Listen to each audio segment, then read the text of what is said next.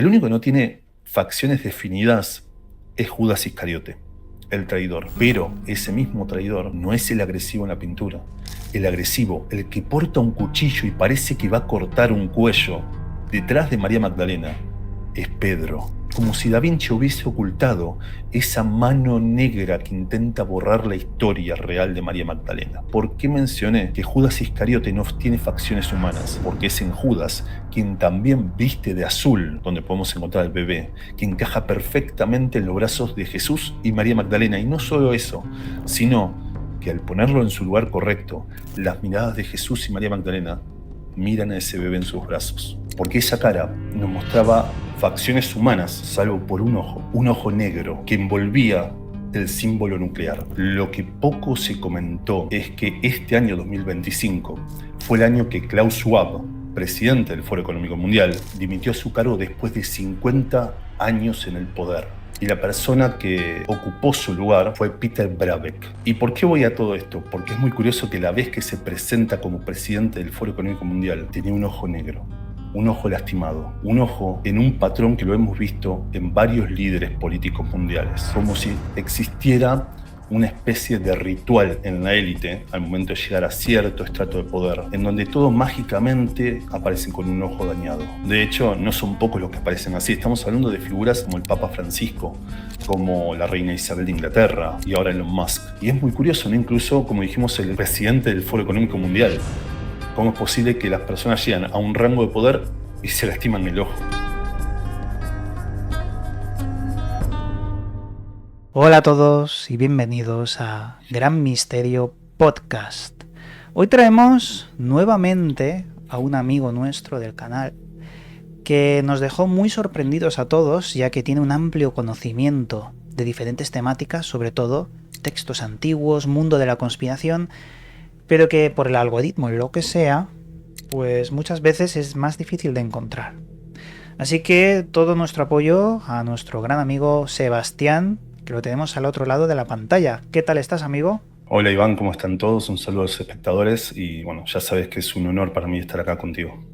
Antes de empezar, dinos tus redes sociales y tu método de contacto para aquellos que no te conocen. Sí, claro, están todos invitados a seguirme, tanto en YouTube, en Twitter e Instagram, como Testigos del Oculto. Muy bien. Pues hoy hemos preparado unos cuantos temas, aunque vamos a decir una parte interesante de todo esto, y es que este programa lo grabamos hace una semana, pero por un error informático se perdió. Una lástima, Sebastián, pero bueno, así podemos mejorarlo, ¿verdad? Exacto. Podemos subsanar errores y bueno, que salga todo bien esta vez. Antes de empezar, ¿qué te pareció la primera intervención aquí en Gran Misterio Podcast, la que tuvimos hace ya unos meses? ¿Cómo fuiste recibido por la gente y si esto te ayudó un poquito a subsanar los problemas del algoritmo? No, para mí fue una experiencia espectacular. Nunca me habían entrevistado antes, más que bueno, hacerlo contigo, que sos una persona a la que sigo hace bastante tiempo, que me des este espacio para mostrarme, para contar mi historia o al menos las cosas que investigo. Y respecto a los seguidores, sí, mi canal recibió muchos invitados, mucha gente que por suerte apoya mi trabajo, lo respeta y creo que eso es lo más lindo y en lo que más agradecido estoy, ¿no? Que se forma una comunidad de mucho respeto, de mucho cariño y eso es lo bueno que apoya mi trabajo. Pues gracias a ti, Sebastián, porque yo me encuentro a mucha gente a lo largo de estos años y tu canal es muy especial. Tu canal mantiene esa pureza con la que yo siempre me he identificado a la hora de investigar temas. Vas a lo complicado, a lo oculto, a lo que no se suele ver, y eso es difícil de encontrar, así que le digo a toda la gente pues que le eche un vistazo. Antes de empezar, me gustaría también tocar un poco el tema de The Economist, porque los últimos acontecimientos que han ocurrido en el mundo dan más sentido a esa última portada de The Economist. La portada de la revista, publicada en diciembre del 2024, sobre lo que iba a ocurrir en 2025. The World Ahead 2025. Vimos como había una especie de reloj que realmente no es un reloj, sino un calendario de 13 meses lunares. Y cada mes corresponde con algo que ha ocurrido de lleno.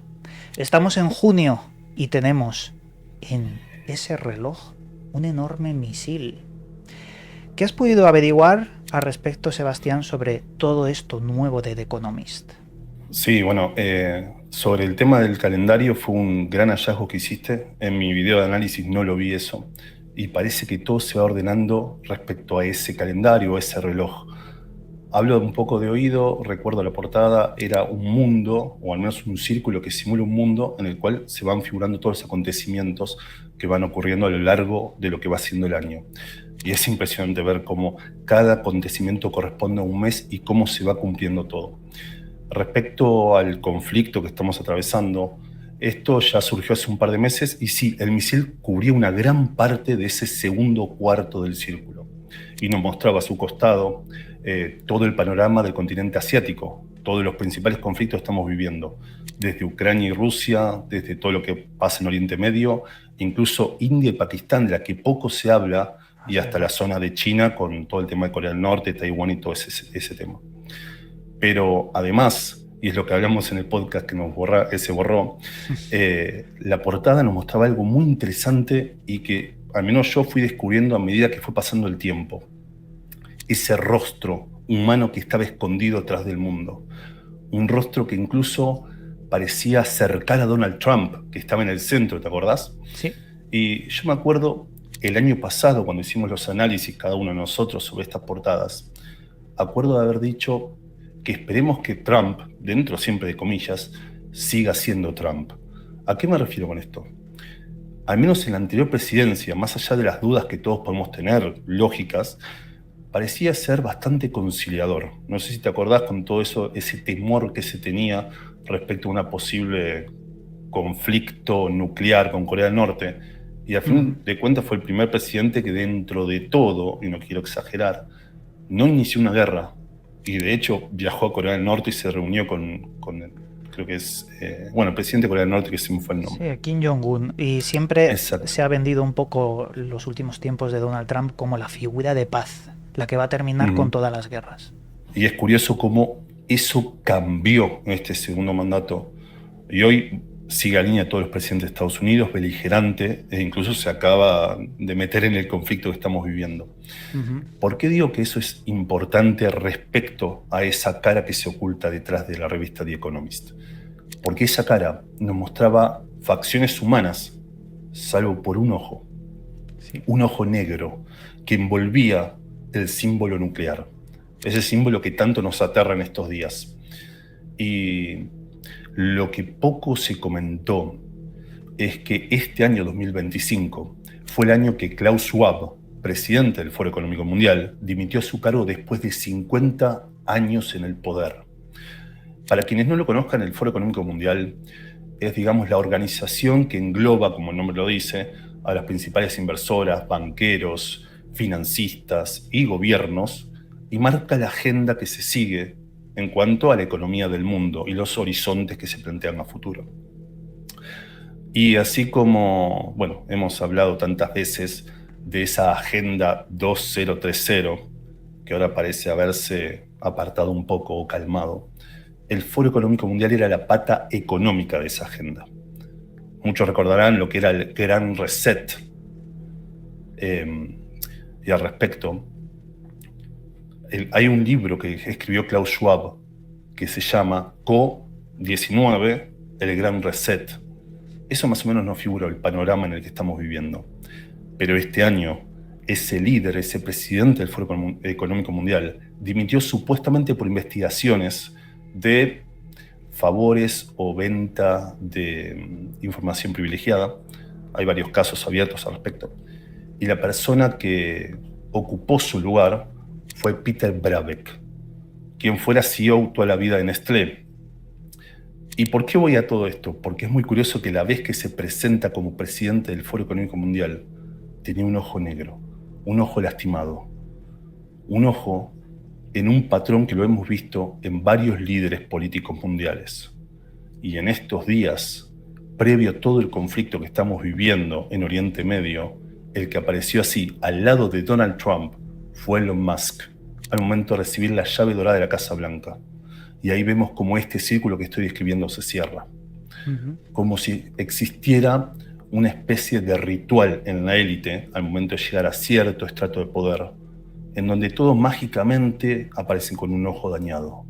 Y ese ritual figura en The Economist. Es, Como un cambio de época, o de paradigma, perdón. no, iba a decir que es muy extraño porque, claro, estuvo, si no recuerdo mal, 50 años en el Foro Económico Mundial, el señor Schwab. Claro, Exacto. que lo quiten del medio o dimita o lo que sea, es digno de consideración para investigarlo, porque alguien no deja todo el poder de 50 años en cargo a otra persona. Es decir, tiene que haber un plan sí o sí para sustituirlo. Y luego lo que dices del ojo oscuro o morado, no lo había pensado nunca así, y puede que tengas razón, porque toda esta gente está dentro de logias compartimentadas. No hablamos de masonería, hablamos de algo más profundo que bebe de los cimientos del propio Estados Unidos, más allá de la Universidad de Yale con Skull and Bones, más allá de eso. Algo que vemos vigente en escándalos como la isla de Epstein, por ejemplo. Todos están en el mismo sitio, incluso el Donald Trump. Que hubo polémicas hace unas cuantas semanas, algo reciente, sobre que Elon Musk denunció directamente por Twitter y dijo: Donald Trump aparece en los papeles de Epstein. Esto es muy fuerte y ha pasado algo desapercibido porque doble lectura. Trump y Musk eran muy amiguitos. Se habían hecho como uña y carne. ¿Qué es lo que ha pasado al respecto? Porque hay una confrontación directa entre estos dos. ¿Sabes algo, Sebastián? Exacto, y esto ocurre, curiosamente, 6 días, si no me equivoco y la memoria no me falla, después de que Elon Musk aparezca con el ojo lastimado. Vaya. Y yo sé que del otro lado pensarán que todo esto es una conspiranoia y tienen todo el derecho a pensarlo. Pero si me permitís un pequeño inciso antes de volcarnos en los temas principales de esta charla, voy a contar algo que descubrí hace poco, Claro. que tengo un video en el canal donde lo explico. Y es que en la década del 70 fue descubierto un manuscrito completamente cifrado, en el que nadie podía traducir, hasta hace muy poco, 2011, cuando un grupo de universidades lograron utilizar un software de desencriptación para lograr traducirlo. Este manuscrito data de la década de los años 1600 y se lo nombró Codex Copiale, porque Copiale era una de las pocas palabras que podía leerse. Este manuscrito está escrito en una infinidad de caracteres diferentes. Recuerdo el número, pero era enorme, que mezclaban símbolos latinos y griegos trastocados y después simbología entre esotérica y críptica. Y cuando lo lograron descifrar, eran los estamentos de una sociedad secreta, perdida en el tiempo, de la que muy poco se habla, llamada los oculistas. Y dije bien, no ocultista, oculista, porque ellos buscaban la apertura del ojo hacia la verdad. Y además se ocultaban de la persecución de la iglesia, que en esa época perseguía la masonería, en una especie de simposio médico. Y por eso varios de sus elementos rituales eran elementos de cirugía, de obstetricia, de cualquier tipo de medicina. Y en este manuscrito de esta sociedad de origen masónico se relata un curioso ritual de iniciación a esta orden, que voy a resumirlo brevemente. El iniciado era llevado a un cuarto oscuro alumbrado por velas con todos los miembros de la orden. Y se le pedía al gran maestre leer un documento. El iniciado no podía leerlo porque el documento estaba en blanco. Entonces se le da unos lentes y se le pide leerlo de nuevo. El iniciado no puede leerlo. Y entonces el gran maestre le ofrece una operación dándole esperanza de mejora. Se lo recuesta en una camilla, se toma una pinza y se le empiezan a sacar pelos de las cejas. Parece bastante banal, pero esto es una referencia ritual a antiguas tradiciones. Por ejemplo, los que conozcan la mitología nórdica, el sacrificio que hace Odín al quitarse un ojo para poder beber de las aguas de Mimir y conseguir el conocimiento de las runas. ¿Y a qué voy con todo esto? Esta sociedad secreta, cuando se empezó a investigar a partir de la traducción de este manuscrito, fue, digamos que terminó sus operaciones en agosto de 1775 y surgió en Alemania. Un año después, en Ingolstadt, todo el mundo sabrá bastante bien, el 1 de mayo de 1776 fueron fundados la Orden de los Perfectibilistas, Claro. la Orden de los Iluminados de Baviera o los Illuminati. Entonces, si trazamos un paralelismo con este ritual de iniciación de origen masónico, el comienzo de los Illuminati un año después, y todas estas cosas que estamos viendo, de personas de alto rango de poder que aparecen con un ojo lastimado y cambian o decantan sus planes, parece que todo está escrito por la misma pluma. De hecho, no son pocos los que aparecen así. Estamos hablando de figuras y vamos a mostrar imágenes como el Papa Francisco, como la reina Isabel de Inglaterra, el príncipe Carlos y ahora Elon Musk. Y es muy curioso, ¿no? Incluso, como dijimos, el presidente del Foro Económico Mundial. ¿Cómo es posible que las personas llegan a un rango de poder y se lastiman el ojo? Mira, lo que está claro es, siendo figuras tan públicas y tan importantes, ¿por qué no maquillarse? Es decir, tú llevas un ojo morado, tú no quieres que la gente se haga preguntas, te maquillas. Si no te maquillas es porque quieres que te vean con el ojo morado. Exacto. Es más, una de las portadas más importantes de The Economist, y más importantes de todos los tiempos, es la del 2019, que es las letras del oftalmólogo cuando vas al oculista, ¿no? Las letras que son grandes y se van haciendo más chiquitas para ponerte gafas.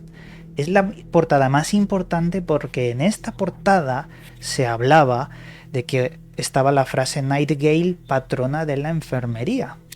Y fue la que predijo que iba a ocurrir los acontecimientos del bicho a nivel mundial. Es uno de mis vídeos más importantes porque lo dije claramente. Dije, uy, ¿vamos a tener una crisis sanitaria? Qué extraño. Y nadie hablaba nada del bicho porque aún no existía a nivel mediático. Pero volviendo a esto, tenemos una sociedad secreta sobre los ojos o, digamos, destapar lo que nadie ve, oculista. No había caído nunca en esto, pero creo que todo está encajando. Quizás. Tenemos el ojo que todo lo ve en el dólar, por ejemplo. ¿Mm? El símbolo del ojo es recurrente en todas las sociedades secretas. Me acuerdo de Elena Blavatsky y eso que decía de correr el velo de Isis para poder ver la realidad. Es el tercer ojo, es el ojo del alma. Hay un significado simbólico detrás de todo esto. Claro, claro. De hecho, y entrando por la parte de sociedades secretas en la élite global, vamos a hablar de uno de los temas principales de este podcast, que trataba esa otra historia en cuanto a la línea genealógica de Jesucristo. Porque quizás la parte histórica, no religiosa, la parte histórica tiene evidencias sólidas de que existe una descendencia, unos hijos de Jesús, algo que incluso puede radicar al final de todo el camino en sociedades secretas.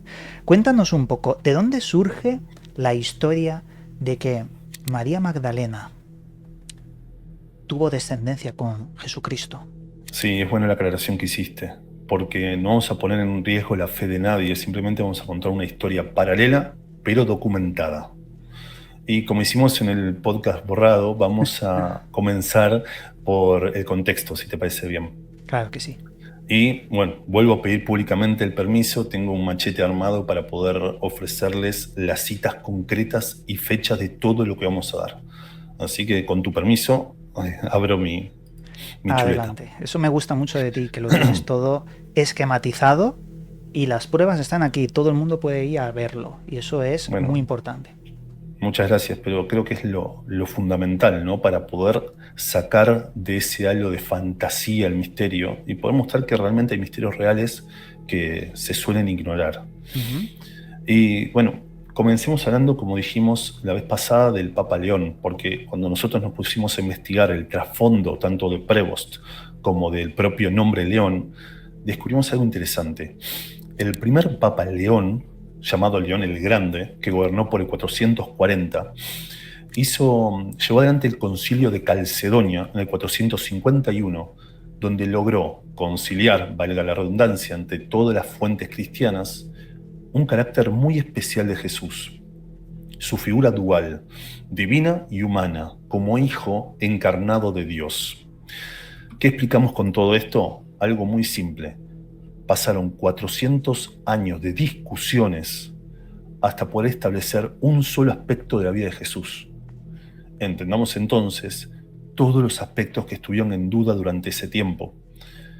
Y es que habían corrientes cristianas que lo tomaban como una persona puramente divina, pero había otras que lo veían como un humano iluminado, un humano que era una especie de ejemplo a seguir, pero que no dejaba de ser humano. Bueno, y siguiendo con todo este contexto, también quiero que hablemos de cómo eran los parámetros socioculturales en la época que vivió Jesús. Hablamos del siglo I. En esa época, el casamiento para los mayores de edad era a partir de los 18 años. Y lo mismo pasaba con las mujeres a partir de los 12 y 14. Y la esperanza de vida era de entre 30 a 60 años, según la vida que hayas atravesado, según si habrás peleado en guerras o contraído enfermedades. Por tanto, Jesús al momento de su muerte debía ser una persona formada, una persona hecha. Y como auriga o como ejemplo político social, como una persona en la cual tenía seguidores, era muy extraño considerar que él no haya completado su formación como persona, sobre todo cuando él transmitía la palabra de un Dios. Y acá nos vamos a Génesis 1:28, cuando Dios dice a los hombres ser fecundos y multiplicarse. Como un auriga, como un guía espiritual, no cumpliría los mandatos de Dios que profesa.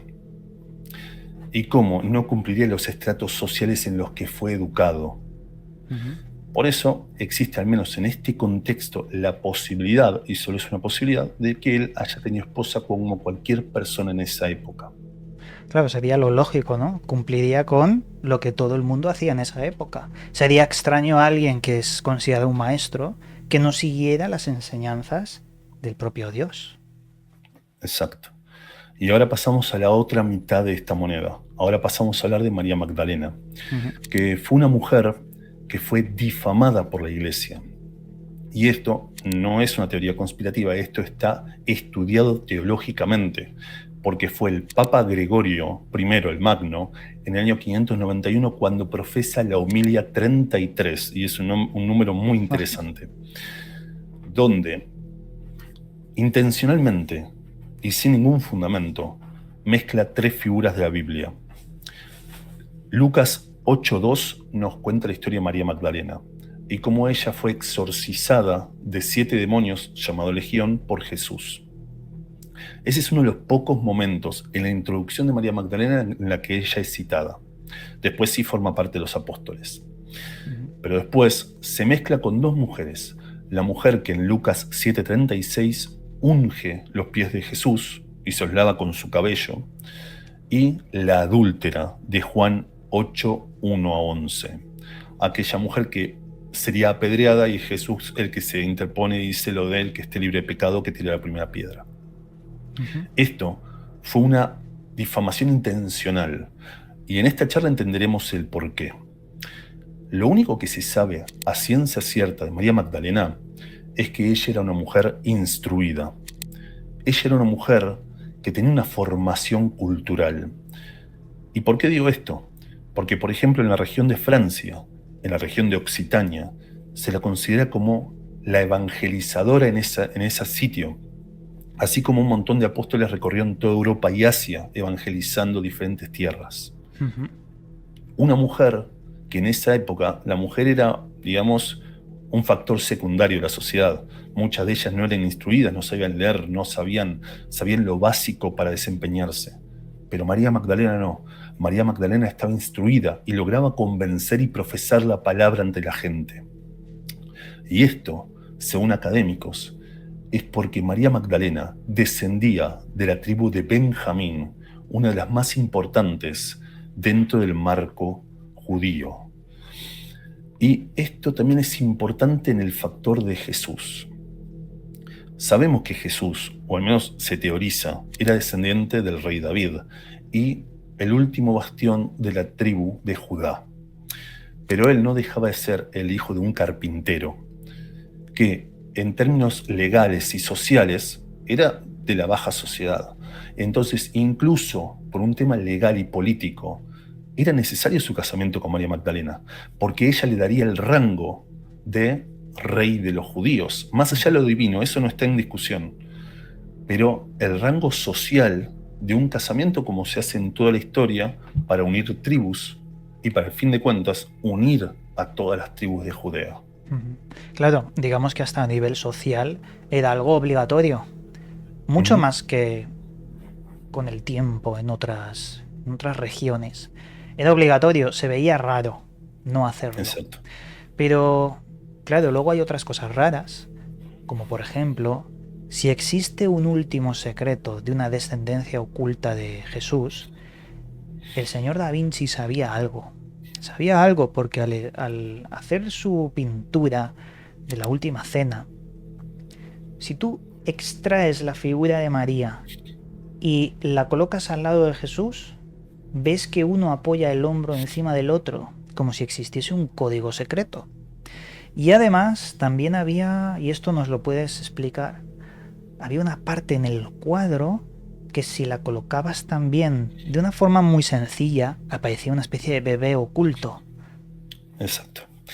Esto vamos a dejarlo en claro, los aspectos simbólicos, porque además María Magdalena está pintada, que en realidad la historia dice que es otro apóstol, perdón, pero no recuerdo cuál es el nombre del apóstol concreto, igual la imagen está en pantalla, pero la que se teoriza como María Magdalena, que además cuando uno investiga esta pintura la ve con busto, la ve con facciones de mujer, está vestida con colores alternativos a Jesús, rojo y azul, lo comparten como si estuviesen unidos.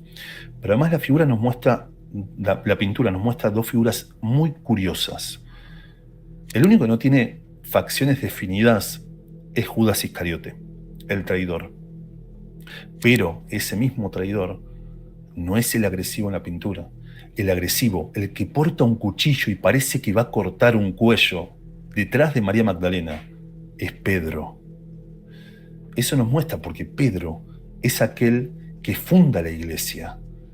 Como si Da Vinci hubiese ocultado esa mano negra que intenta borrar la historia real de María Magdalena.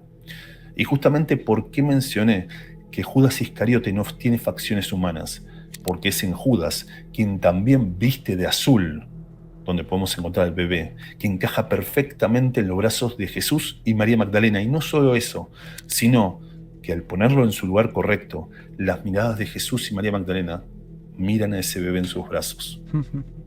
Claro, y esto, si Da Vinci tenía un secreto, lo plasmó en esa pintura.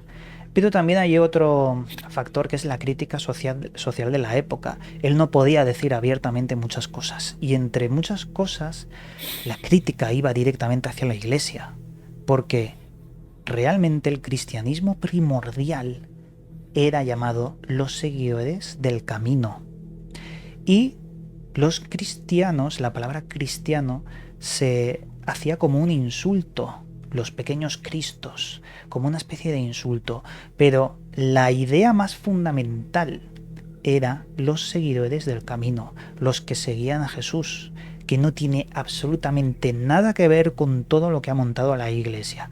Y volvemos a decir, respetamos todas las creencias, aquí solo estamos pensando de una forma diferente, buscando esos datos históricos y esos secretos ocultos en los mensajes, porque pensamos que hay otra historia, una historia manipulada, una historia de censura para ocultar esa línea genealógica. ¿Quién podría haber sido? Bueno, no lo sabemos, pero en cuanto al hijo de Jesús y María, ¿se sabe algo o podría haber acabado en una persona conocida en la historia con otro nombre? Exacto. Hay una historia que nos menciona a la hija de Jesús. Pero para eso quiero cerrar antes el contexto. Claro. Porque también me parece interesante contar dos cosas. Una, que me pasé por alto, me disculpo al momento de hablar del principio, de la cronología de la Iglesia. Y es que también quiero que tengan en cuenta nuestros espectadores que la Biblia, tal como la conocemos en el Nuevo Testamento, recién se confirma en el 397, en el Concilio de Cartago. ¿Qué quiere decir esto? Nuevamente, tenemos 390 años de discusión sobre cuál es la historia oficial o aceptada por la Iglesia.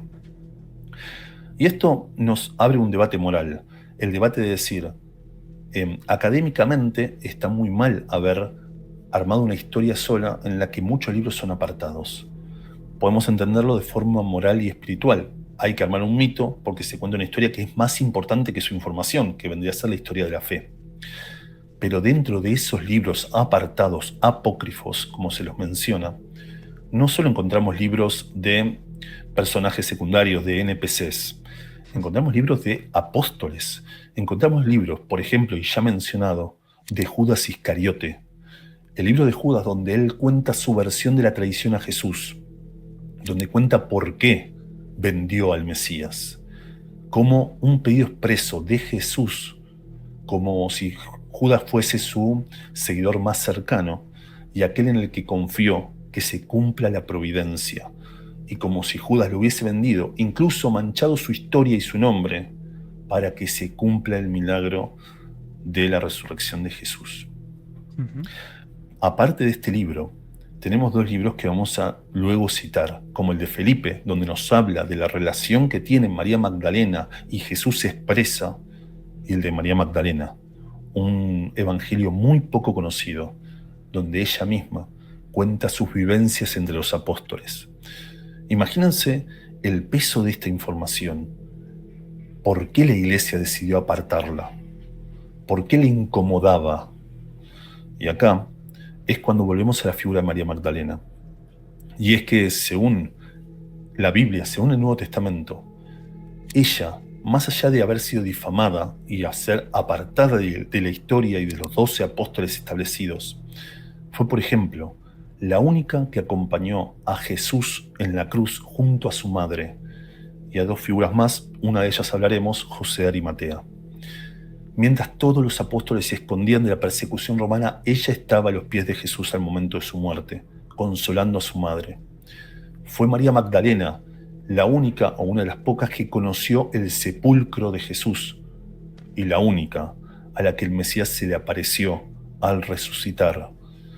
Entonces, ¿no queda claro ahí la importancia que le daba Jesús a María Magdalena entre sus apóstoles? De hecho, era demasiado importante, porque como bien has dicho, estuvo a los pies de Jesús. O sea, debería ser un apóstol más, de los más importantes, pero como la Iglesia recorta y fabrica su panorama, su narrativa, pues dice esto es apócrifo, estos son textos que no entran en el canon, y los secretos están en los textos apócrifos, los que cuentan esa otra historia. Y claro, muchos pueden decir, oh, eso es blasfemia o eso es una conspiración. No, no, no.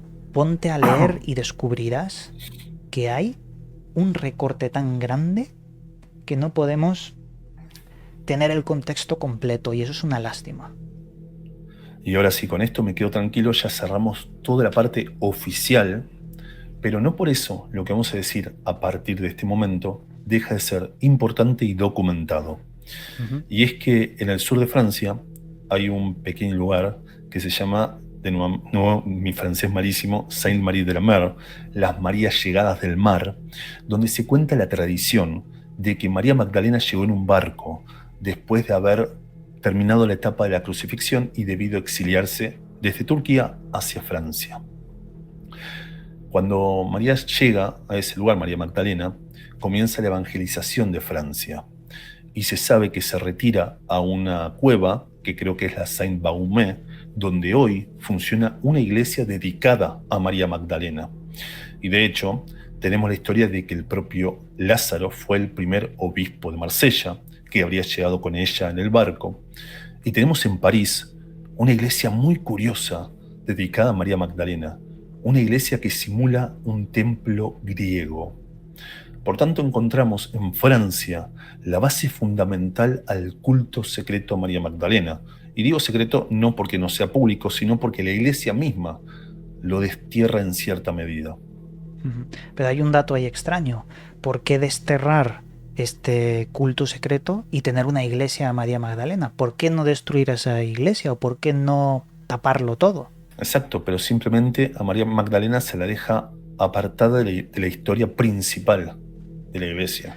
¿Tú No se crees? la puede negar, está en el Nuevo Testamento, está escrita su participación, pero al menos se la reduce. De la misma manera que vimos que el Papa Gregorio la difamó con la Homilia 33.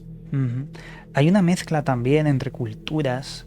Cuando en Egipto hablamos de Isis, de la diosa Isis, y bueno, también colocamos de forma paralela a María, porque parece que están hablando de la misma figura. Incluso también se mezcla con la otra María, que no tiene nada que ver en la historia, con la Virgen María.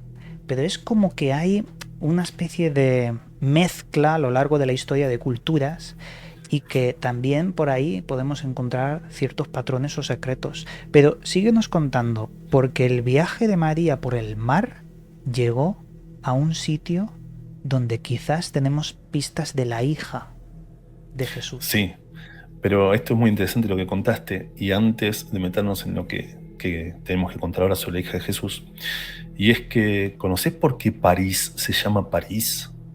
Por la diosa Paris. Hay tres vertientes, además de la diosa París. Algunos dicen, y yo dentro de todo apoyo esta teoría, de que es por el París troyano.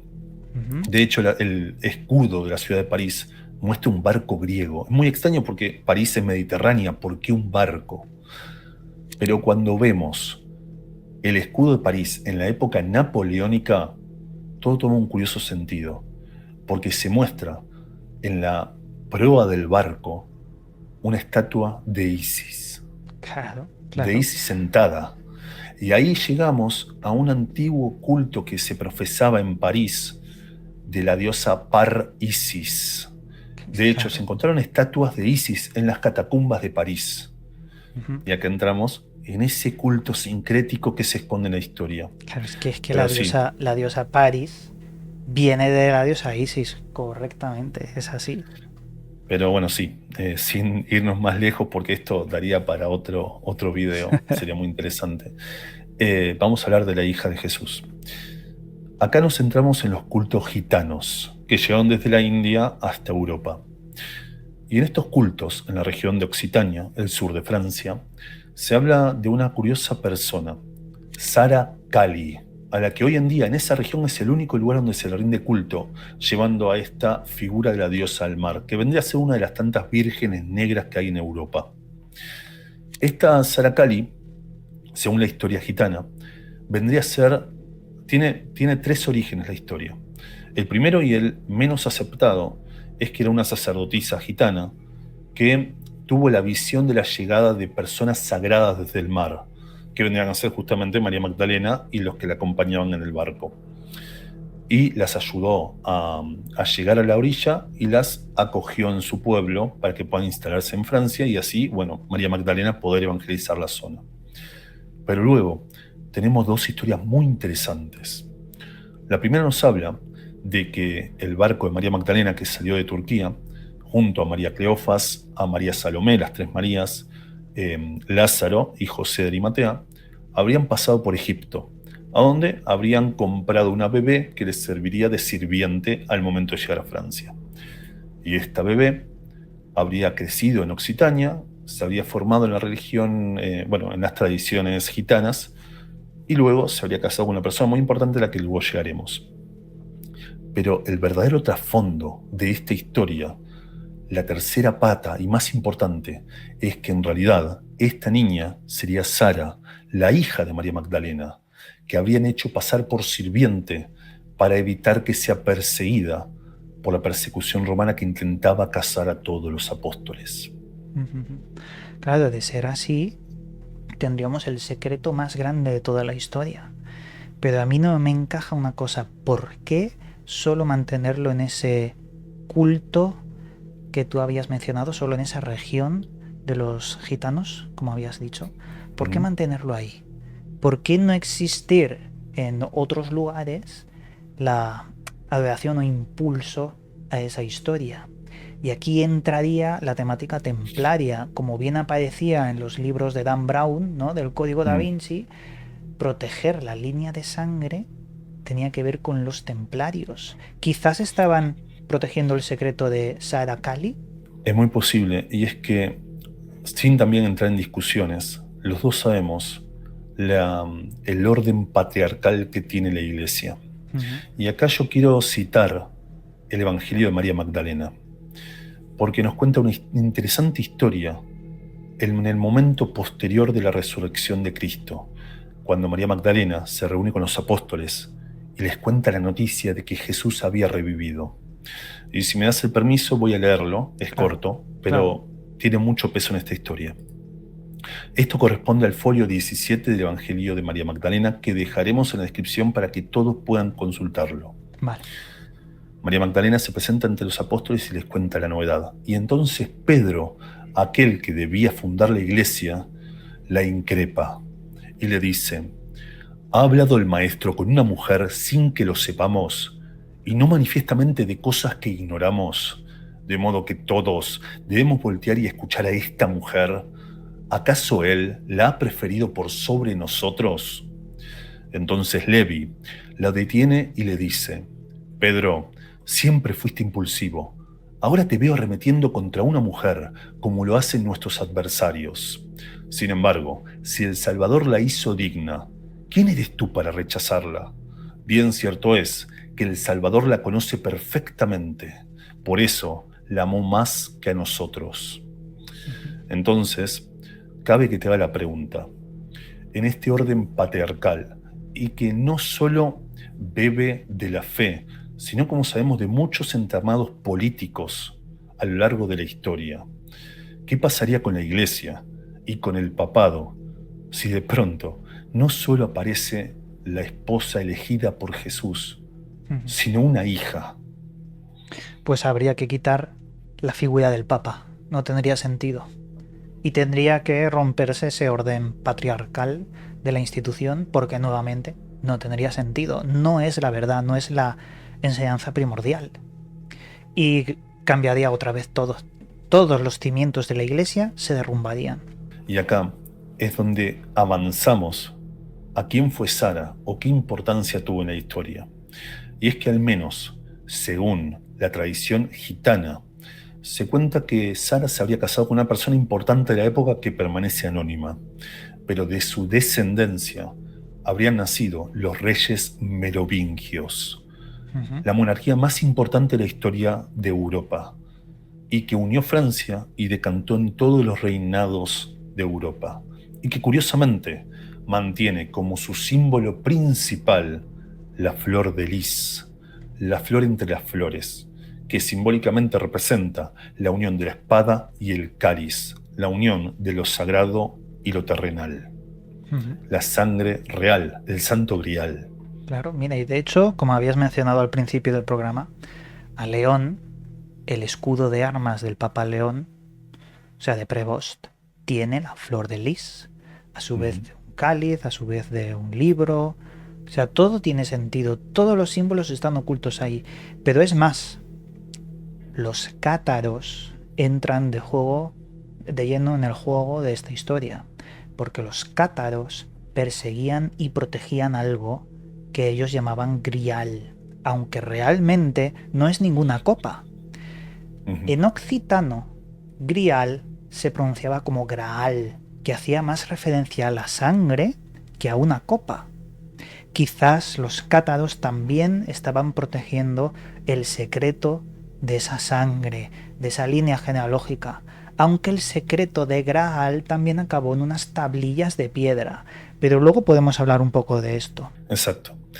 Pero también hay algo muy importante de los cátaros, y es que ellos, que fueron una especie de consejeros espirituales de las monarquías francesas, ellos rendían culto a la femineidad divina, a la gran madre. Y acá estamos hablando justamente de la madre de la hija de Jesús, de María Magdalena. ¿Qué ocurriría con Sara Cali? ¿Qué es lo que le ocurrió después? Porque Lo que claro, se sabe, tuvo descendencia para los merovingios, hizo esa línea tan poderosa en Europa, pero a ella particularmente, ¿qué fue de ella? lo que se sabe y está documentado en la historia es que en el año 1447 el Papa Nicolás V recibe una bula que vendría a ser un pedido de permiso para hacer excavaciones religiosas de Renato de Anjou, donde se le pedía que se le permitiera indagar en los santos regionales de la región de Francia y buscando a María Magdalena. Y justamente la encontró en la iglesia de San Baume, encontró su cuerpo. Y ese cuerpo luego fue llevado a la región de Turquía y supuestamente permanece allí. Pero al lado de este entierro había otro que guardaba a su hija Sara, que la iglesia decidió ignorar por un sentido dentro de todo bastante lógico, y es que Sara no es mencionada en los registros bíblicos. Por tanto, digamos que se curaba en salud la iglesia de darle importancia. Acabo de recordar una cosa que a lo mejor no tiene nada que ver y además no sé los datos precisos, pero es algo que yo he visto. En uno de mis viajes a Turquía hace ya muchos años, había una cueva que nos llevó uno de los guías y al grupo dentro de la cueva. Y nos dijo, fijaos porque aquí hay unas representaciones muy extrañas en la pared. Eran representaciones de santos con la aureola, pero eran todos mujeres con los pechos descubiertos. Y yo digo, esto es muy extraño, esto no es lo normal. Quizás tiene que ver con la línea de la religión que partió después de Constantinopla, antes de su caída, o una parte B también desconocida de todo esto. Hablo de memoria porque, claro, no sé los nombres de esas representaciones, simplemente es algo que he recordado y que me llama la atención y que refuerza un poco la existencia de ese culto a lo femenino, a María Magdalena, a su hija, que si te paras a pensar, el culto más antiguo de la humanidad y el primer dios es la mujer. Las representaciones de Venus o de estas figuras de barro pretéricas que son como una mujer con caderas anchas, y es normal porque son los primeros dioses, las mujeres son las que dan vida a la tierra, las que crean otro ser. Es un poco irse a los principios más antiguos, mucho más antiguos que la religión, pero creo que es también un arquetipo del inconsciente humano. Al respecto, lo que contás vos de Turquía, yo no lo conozco, pero quiero que la gente lo recuerde porque va a tener peso más adelante, porque me hizo recordar algo que seguramente vamos a tratar en un momento de esta charla. Vale. Pero respecto a este culto, a la diosa madre en general, estamos hablando de fechas del 30.000 antes de Cristo, que son donde se encontraron las primeras Venus, claro, que estás sí, hablando sí, vos. sí. Pero, bueno, quizás sea irnos de tema, pero hace poco hice un video sobre Asherah. Asherah dentro de la religión cristiana está tomada como uno de los tantos dioses paganos que cubrían la región de Sumeria y técnicamente fueron vencidos por el dios Yahvé.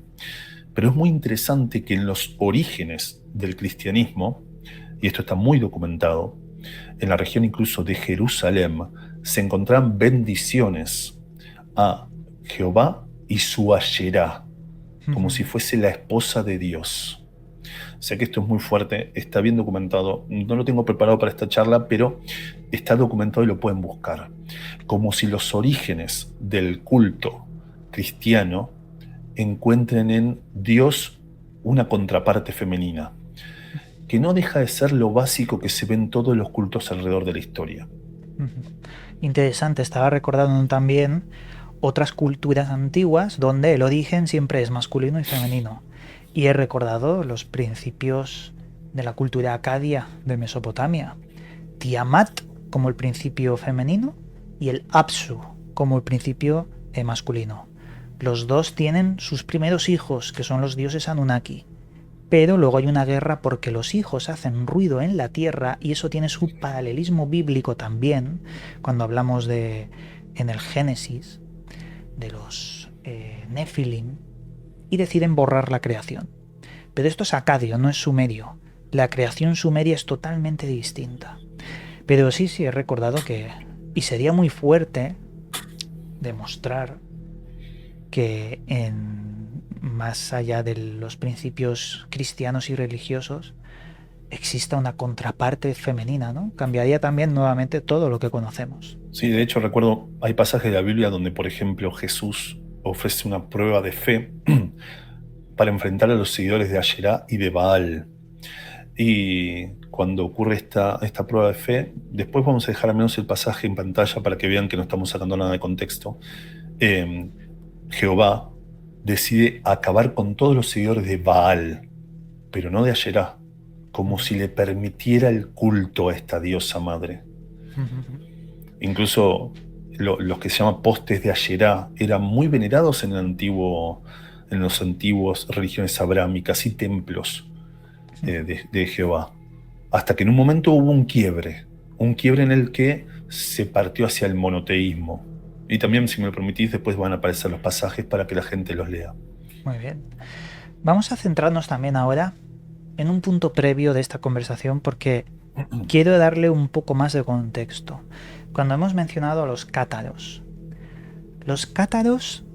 en su último bastión, que fue Montségur, en el sur de Francia, ellos iban a ser asaltados, asediados y quemados prácticamente todos en la hoguera, pero decidieron proteger algo que se llevaron por las montañas de noche, que ellos decían que era el Graal.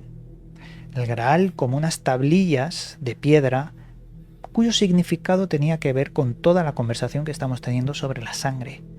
¿Qué sabes al respecto, Sebastián? Porque yo conozco historias muy extrañas de los cátaros que a tiempos de hoy la antigua Alemania o seguidores de la antigua Alemania buscaban el castillo de Montségur para intentar rendir un culto moderno a los cátaros, siendo algo tremendamente extraño y que acaba en sociedades secretas. Pero coméntanos, ¿qué sabes de los cátaros, Sebastián? Sí, vamos a comenzar hablando del Santo Grial, del que ya dimos un primer atisbo al considerarlo lo de sangre real, pero el Santo Grial tiene dos traducciones más. El primero es la que conoce todo el mundo, la copa, y el segundo es la que está mencionando, que son las tablillas, que incluso podrían convivir. Lo que se sabe del Santo Grial, y es necesario contar esta historia para entender lo que luego diremos, según las tradiciones europeas y principalmente de Gran Bretaña, es que José de Arimatea, dijimos que lo íbamos a nombrar en el momento de la cruz, José de Arimatea recibe de Jesús el Santo Grial como copa o como cráter o plato ceremonial, porque la traducción varía, y recoge en esa copa la sangre que brotaba de la herida de Jesús, cuando Longinus le clava la lanza en sus costillas. Sí. Bueno, volvemos a la historia que estamos mencionando. José de Arimatea viaja con María Magdalena en el barco a través de Turquía hacia Francia, haciendo una parada importante en Egipto, que esto supuestamente está documentado en Gran Bretaña, donde recupera ciertos manuscritos de la Biblioteca de Alejandría.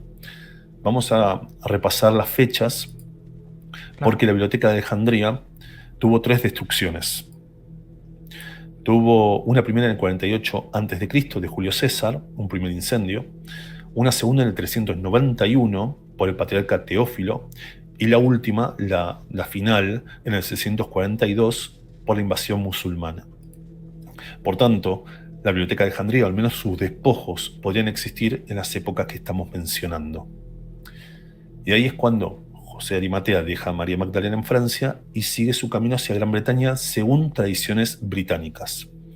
Y se establece en lo que hoy es Glastonbury, donde crea la primera iglesia o abadía de la zona, evangeliza la zona y luego nace Glastonbury, que curiosamente, igual que la Biblioteca de Alejandría, fue quemada en un incendio muy misterioso. Y acá es donde supuestamente José de Arimatea esconde el Santo Grial. De hecho hay un pozo del Grial supuestamente en esa zona. Pero acá es donde entramos en lo que vos querías hablar, las tablillas. ¿Por qué? Porque se sabe que José de Arimatea, esos papiros o documentos que consiguió en Egipto, los transcribió para protegerlos de los incendios en tablillas de piedra o metálicas. Y esto nos hace rozar teorías de conspiración, que por favor son teorías nada más, de lo que es la Biblia de Kolbrin. Una supuesta Biblia que contaría un diferente origen y sobre todo un linaje sagrado que conecta el antiguo Egipto con la época de Jesús. Ujú. Esta Biblia también se quemó varias veces. Si yo no recuerdo Exacto. mal, se perdió parte de su contenido, como también ocurrió con la Biblioteca de Alejandría, como ocurre siempre con personas que tienen miedo del conocimiento que guardan ciertas instituciones, igual que esta Biblia, aunque muchos dicen que no, es un fraude y demás, está en un aura de misterio.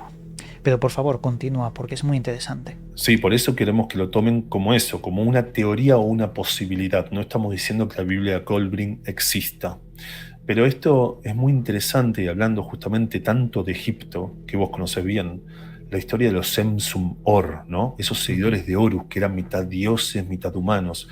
Y es curioso pensar en ese linaje perdido que conecta Egipto con Jesús y su descendencia posterior. Porque había un factor interesante en la sangre de los Semsum Or, ¿no? Ya que hablamos tanto de sangre. A ver, sí, los seguidores de Horus están descritos en el Papiro Real de Turín, en ese periodo de la historia de Egipto intermedio. Es decir, en ese papiro están con todo lujo de detalles los periodos de reinado, primero de los dioses y luego de los hombres, pero entre medias está el periodo de reinado de los seguidores de Horus. ¿Qué es lo que ocurre? Que parece una especie de seres híbridos entre los primeros, los dioses, y los segundos, los hombres. Y aquí se habla, y esto ya es una teoría muy difícil de comprobar, ¿eh? Esto lo tenemos en mente, pero no hay una certeza exacta.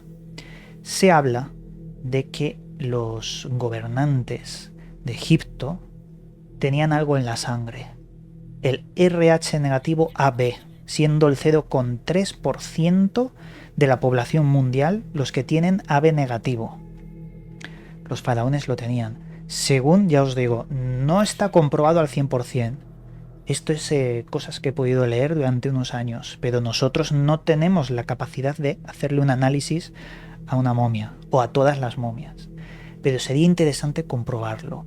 Eso sí, se dice que es AB negativo los seguidores de Horus y los descendientes. Pero eso es otra historia, yo os digo, tomarla con pinzas. Exacto, y me disculpo porque capaz que nos fuimos por las ramas. Lo que pasa es que a mí siempre me gusta encontrar esas conexiones ocultas entre diferentes temas. No quiero decir que la Biblia de Kolbrin hable de los Semsum Or, sino que es interesante ver cómo siempre se habla de ese linaje sagrado. Y mientras lo hablabas, también me acordé de algo que parece una banalidad, completamente ignorada, pero es muy interesante cómo el aspecto de pelo rojizo colorado también parece repetirse en ciertos personajes importantes de la historia. Si no me equivoco, era algo que también un factor de los faraones, quizá me estoy equivocando. Había alguna momia pelirroja. Y es interesante ver que en las representaciones de María Magdalena, que también podemos estar dejando en pantalla, se la pinta colorada, como si también ese factor escondiera cierto linaje especial. Pero es una teoría y una conexión en un aspecto apartado. Bueno, Si querés, hay muchas conexiones prohibidas en internet, y no digo más, porque hubo cierto personaje en la historia que también buscaba ese linaje. Exacto. Bueno, pero volvamos al tema del Grial, porque ya nos fuimos mucho de la historia. Sí, pues mira, si quieres que nos vayamos más. No, yo encantado, lo estoy pasando re bien. Pero... Cueva de los Tallos tenía también historias de tablillas extrañas como bibliotecas de conocimiento escritas en esas tablillas de oro o metálicas, igual que el Graal de los cátaros. Y también las tablillas fueron quemadas. También. En aquel colegio donde estaba el Museo del Padre Crespi, que fue quemado. Sí, cuyo dinero para su financiación fue el Vaticano. Y luego parece ser que después del incendio misterioso, muchas de las piezas fueron sustraídas por el Vaticano. Piezas que eran muy interesantes, donde se veían, por ejemplo, pirámides, donde se veían elefantes que no pertenecen a Ecuador, Ujú. y donde también se hablaba, que no mencioné la vez pasada, debería buscarlo, de un pájaro extraño que se compartía en Ecuador y Turquía, y nos hablaría de unas conexiones subterráneas. Ujú. Pero bueno, eso Y- ya es irnos muchísimo. Así vamos a centrarnos en los sí, sí, sí. cátaros. Bueno, volvamos a los cátaros. ¿Qué pasa con los cátaros? El origen real de los cátaros viene de una secta de la época de Jesús llamada los maniqueos. Estos maniqueos eran seguidores de un profeta llamado Mani, similar a Zoroastro, similar a Buda o cualquier avatar. Y es curioso al hablar de tablillas, porque esta gente, al igual que los gitanos, provenían de la India y tenían mucha cultura de esa zona. Y en la India hay unas piedras en las cuales se tallan mantras, que son palabras sagradas y mágicas, que son conocidas como las piedras Mani. Y creo que la gente ya ve para dónde vamos. Tablillas talladas con palabras mágicas del profeta Mani, que luego se transforma esta gente en los cátaros al estar peregrinando por África, pasando por Egipto, hasta llegar a Marruecos, cruzar España y llegar a Francia, a donde se unen a la dinastía merovingia como cátaros, la dinastía que heredaba la sangre supuesta de María Magdalena. Ujú. Y en estas tablillas es donde nos encontramos con la tercera traducción del Santo Grial, el Graal o Gradal creo que era, una palabra de origen persa. Volvemos a esa zona que nos hablaría de una tablilla sagrada. La tablilla que quizás sean los documentos que también José de Arimatea transcribió para protegerlos de esos incendios y que probablemente lleguen a Francia, entren en posesión de los cátaros y sea ese último tesoro cátaro que se defendió en el castillo de Monsegur. Madre mía, acabas de hilarlo todo de una forma tan perfecta que yo creo que has despejado muchísimas dudas a todas las personas que nos están oyendo. Has hecho el recorrido perfecto mundial hasta llegar a Francia y luego a Persia con la palabra. Y yo estoy muy de acuerdo con ese último secreto. Pero como hemos dicho, derriba los cimientos de la iglesia. Y por eso han hecho todo lo posible en la historia para ocultarlo. Bueno, muchas gracias. A veces me voy por las ramas y no sé si termino llegando al punto que quiero llegar, pero sí, es así. Imagínate si se encontraran documentos que hablen del verdadero linaje, incluso previo de Jesús. Es que la historia sea diferente a como la propia iglesia lo cuenta. Si no Es se ya han destruido, especulativo. si no se han destruido, están en la biblioteca del Vaticano. Exacto. Ujú. Y acá podemos hablar, si querés, un poco de los templarios, porque también tienen su rol en toda esta historia. Vale, claro. Si quieres podemos finalizar el podcast con los templarios y dar ese broche de oro porque yo creo que ellos unen toda esta historia para los que no han profundizado en el tema porque les resuena mucho el Código Da Vinci y siempre a los templarios la otra línea de sangre. Coméntanos. Sí, porque los templarios justamente nacen en la región de Occitania y la idea de la primera cruzada era ir a recuperar Tierra Santa del dominio musulmán. Al llegar a Tierra Santa, un grupo de soldados se da cuenta de la necesidad de proteger los peregrinos de los asedios musulmanes y es así donde supuestamente se funda la Orden del Temple, simplemente como guardianes. Pero no recuerdo el nombre del primer templario, no Jacques de Molay, el que fue quemado, sino el primer templario, Hugo de Payns, si no me equivoco, quien no acepta ser el líder templario, sino que en su lugar deja a su hermano y él funda una curiosa orden secreta, lo que sería el Priorato de Sion. Esto es especulativo, aunque hay sí certezas de que este primer templario no aceptó ser rey de Jerusalén porque se considera indigno. ¿Y cuál era el fundamento de este Priorato de Sion?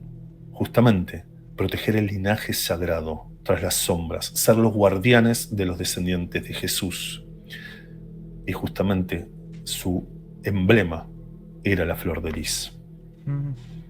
Eso es el broche de oro, como estaba diciéndote, porque, claro, luego entraríamos también en un cementerio en Italia, donde el Priorato de Sion sigue desarrollando su historia, pero yo creo que lo podemos dejar en este punto, por falta de tiempo, Y bueno, si Sí. a la gente le ha gustado, podemos hacer una continuación al respecto, porque hay muchos datos en el tintero. Como no, Sebastián, igual podría cerrar con un dato más, que claro que si sí, no, algo va a quedar en el aire.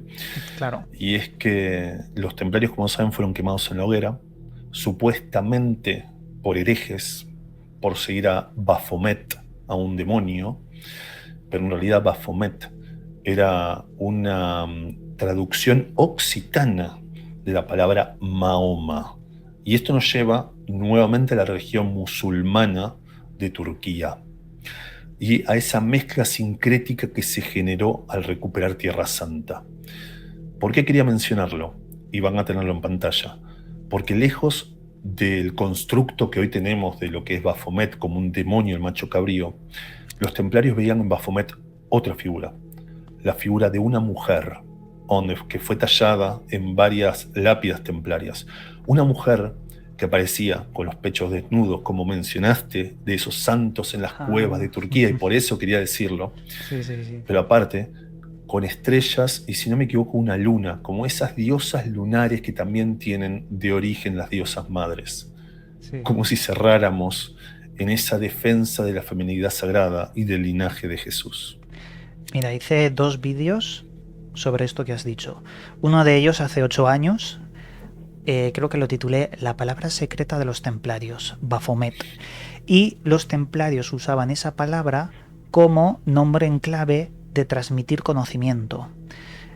Por ejemplo, se enviaban unos documentos con el nombre de Baphomet y los templarios sabían que lo que había en ese documento era de origen templario, que no había una manipulación, era su palabra secreta para el conocimiento. Eso hace muchos años, hace unos 8. Pero el año pasado hice un videoprograma buscando el culto primordial, los primeros cultos de la humanidad. No solo era el de la mujer, sino que, como bien has mencionado, la luna era uno de los primeros cultos. La luna sumada con la diosa Aracne o la diosa araña. Es otro tema, pero es muy, muy complejo. Solo lo mencionamos para que la gente busque esos vídeos o más información. Así que, dicho esto, Sebastián, te doy las gracias por esta charla que hemos tenido al respecto de estos temas tan interesantes y tan desconocidos, pero volvemos a decir que la gente no se escandalice, que lo tome como información. Aquí respetamos absolutamente todas y cada una de las creencias religiosas.